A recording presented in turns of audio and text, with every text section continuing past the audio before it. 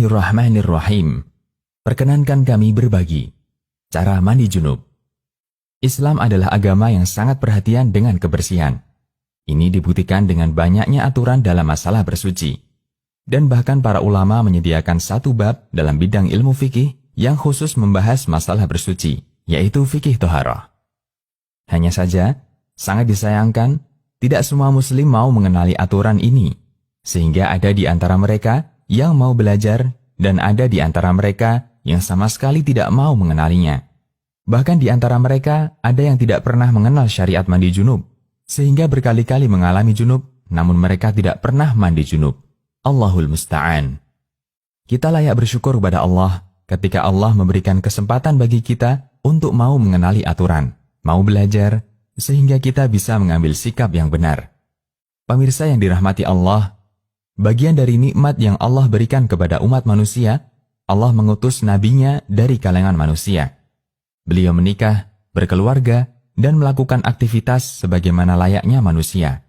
Sehingga setiap orang bisa meneladani beliau dalam setiap aktivitas hidup yang beliau lakukan. Berkat rahmat Allah, kemudian jasa besar para istri beliau, kita bisa mengetahui bagaimana tata cara mandi junub beliau, yang itu tidak mungkin bisa diketahui oleh orang lain. Karena itu, kita patut berterima kasih kepada para istri beliau, ibunda kaum mukminin, yang telah mengabarkan kepada umat tentang aktivitas Nabi Shallallahu Alaihi Wasallam ketika beliau di rumah. Bukan sebaliknya, justru mencela dan menghina para istri Nabi Shallallahu Alaihi Wasallam sebagaimana yang dilakukan oleh orang Syiah. Tata cara mandi junub. Berkaitan dengan mandi junub, terdapat dua hadis pokok yang bisa kita jadikan sebagai acuan.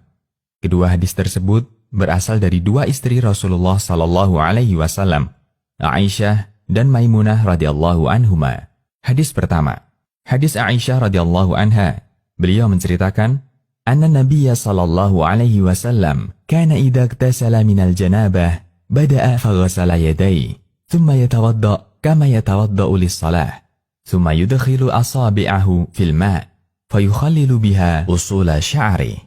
ثم يسب على رأسه 3 غراف بيديه ثم يفيض الماء على جلده كله. Yang artinya bahwa jika Nabi Shallallahu Alaihi Wasallam mandi junub, beliau memulainya dengan mencuci kedua telapak tangannya, kemudian beliau berwudu sebagaimana wudu untuk sholat, lalu beliau memasukkan jari-jarinya ke dalam air, lalu menggosokkannya ke kulit kepalanya, kemudian menyiramkan air ke atas kepalanya dengan cidukan kedua telapak tangannya sebanyak 3 kali. Kemudian beliau mengguyurkan air ke seluruh badannya. Hadis riwayat Bukhari dan Muslim. Hadis kedua, hadis dari Ibnu Abbas, beliau menyampaikan keterangan dari Maimunah yang menceritakan, wada'tu li Rasulillahi sallallahu alaihi wasallam ma'an yaghtasilu bih, fa'afragha ala yadayhi, faghasalahuma marrataini aw 3. ثم أفرغ بيمينه على شماله فغسل مذاكره ثم دلك يده بالأرض ثم مضمض واستنشق ثم غسل وجهه ويديه ثم غسل رأسه 3 ثم أفرغ على جسده ثم تنحى من مقامه فغسل قدميه. Yang artinya, aku pernah menyediakan air mandi untuk Rasulullah Sallallahu Alaihi Wasallam. Lalu beliau menuangkan air pada kedua tangannya dan mencuci keduanya 2 kali atau 3 kali. Lalu beliau menuangkan air dengan tangan kanannya ke tangan kirinya. Kemudian beliau mencuci kemaluannya. Setelah itu beliau menggosokkan tangannya ke tanah. Kemudian beliau berkumur-kumur dan memasukkan air ke dalam hidung. Lalu beliau membasuh muka dan kedua tangannya. Kemudian beliau membasuh kepalanya 3 kali dan mengguyur seluruh badannya. Selanjutnya, beliau bergeser dari posisi semula, lalu mencuci kedua kakinya di tempat yang berbeda. Hadis riwayat Bukhari dan Muslim.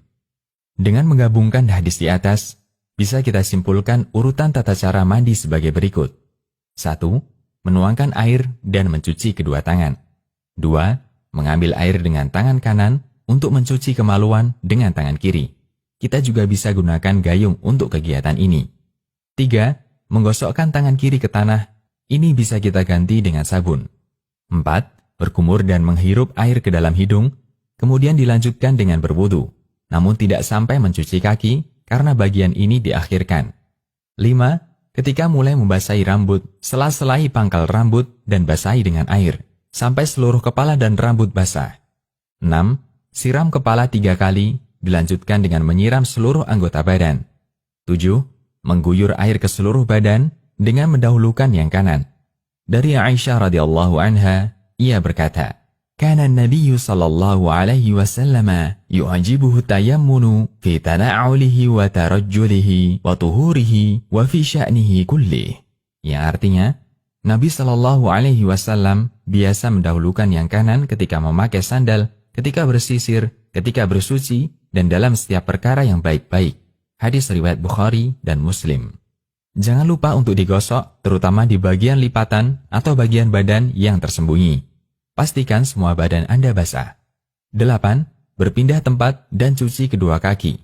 Jangan lupa sela-selai jari kaki sampai Anda yakin seluruh kaki Anda basah.